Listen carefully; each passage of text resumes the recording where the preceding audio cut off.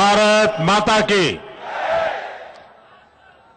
मैं संभाजीनगर में भारत माता की जय बुला रहा हूं। मैं चाहता हूं कि संभाजीनगर की आवाज पाकिस्तान तक पहुंचनी चाहिए। भारत माता की, भारत माता की। मंच पर विराजमान महाराष्ट्र प्रदेश भारतीय जनता पार्टी के अध्यक्ष श्रीमान नितिन गडकरी जी, भारतीय जनता पार्टी के राष्ट्रीय महासचिव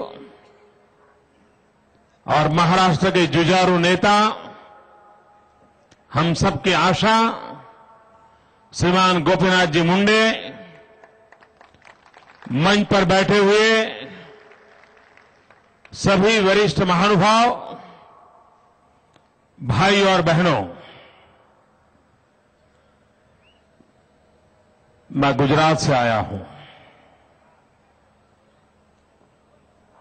सरदार पटेल की भूमि से आया हूं।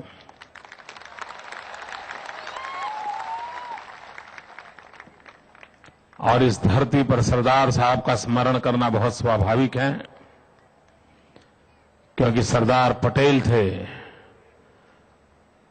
जिन्होंने निजाम के छक्के छुड़ा करके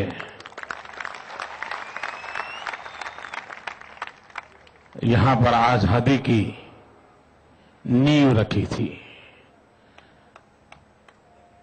भारत की एकता की नींव रखी थी। और उस सरदार पटेल की भूमि से मैं आज संभाजीनगर की इस पवित्र धरती को नमन करने आया हूं। इतिहास में प्रेरणा देने वाली ये धरती है।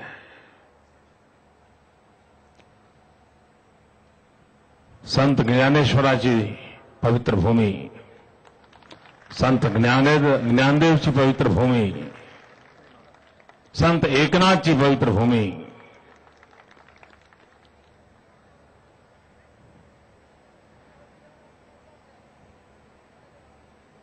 चुनाव का बिगुल तो बज चुका है।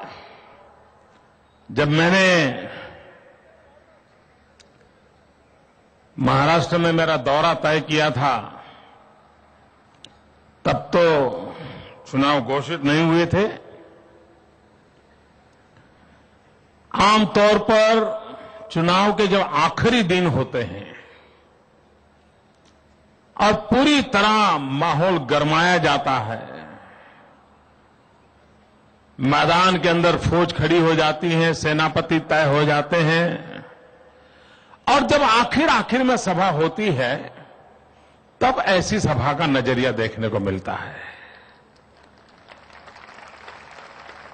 भाइयों बहनों, मैं सचमुच में हैरान हूं। अभी तो चुनाव की नौबत शुरू हुई है और इतनी बड़ी विराट सभा, मैं जहां देखता हूं मित्रों, मुंड ही मुंड नजर आ रहे हैं। इधर देखता हूं तो मुंडे नजर आते हैं, उधर देखता हूं तो मुंडी मुंड नजर आते हैं। वहां दूर रोड पर भी लोग खड़े हैं मित्रों। और मैं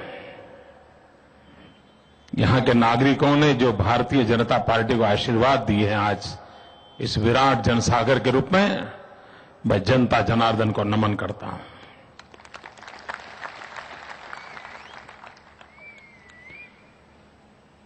चुनाव एक लोकतंत्र का पर्व होता है। चुनाव एक लोकतंत्र का सबसे बड़ा उत्सव होता है। और इस उत्सव में लोक शिक्षा का काम होना भी जरूरी होता है। राजनीतिक दलों का काम है कि वे जनता के बीच जाएं, अपनी बात बताएं, जनता को विश्वास में लें कि देश को वो कहां ले जाना चाहते हैं, किस प्रकार से ले जाना चाहते हैं, 3 लोगों के माध्यम से ले जाना चाहते हैं और किन लोगों की भलाई के लिए ले जाना चाहते हैं, इसका दो टूक जवाब चुनाव के माहौल में हर राजनीतिक दल को देना चाहिए। और जो शासन में बैठे हैं उनका दायित्व बनता है कि वो जनता के दरबार में आकर के 5 साल का हिसाब दें। 5 साल तक वो दिल्ली के तख्त पर बैठे थे और आज जब जनता का समर्थन मांगने के लिए आए हैं तो उनका दायित्व बनता है कि जनता को हिसाब दें। उन्होंने जनता को क्या वादा किया था,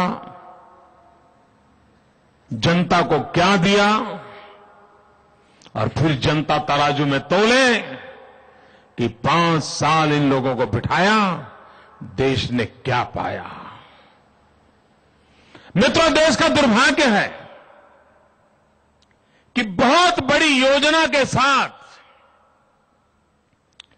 दिल्ली सरकार में बैठे हुए लोगों को बचाने का एक षड्यंत्र चल रहा है।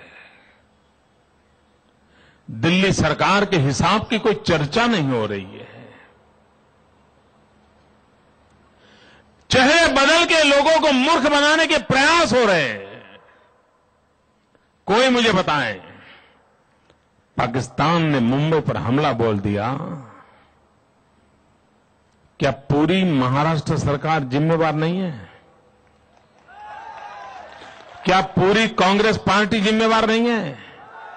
क्या महाराष्ट्र कांग्रेस और एनसीपी जिम्मेवार नहीं है?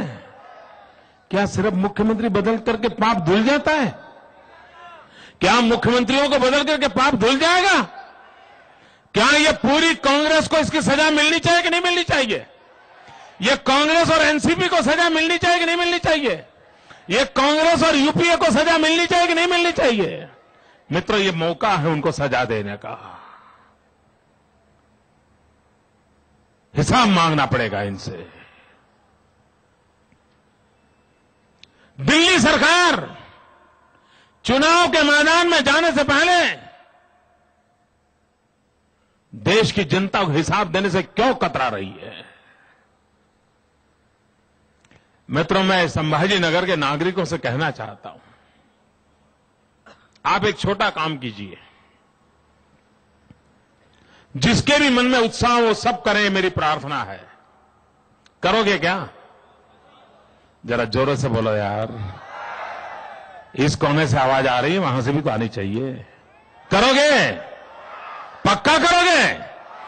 कल आप एक 50 लोगों को पूछिए, जो भी रास्ते में, बस में, कहीं पर भी मिल जाए, 50 लोगों को पूछिए कि भाई दिल्ली में मैडम सोनिया जी की सरकार जो है उसने जनता की भलाई के लिए 5 काम किए हो तो जरा गिना दो।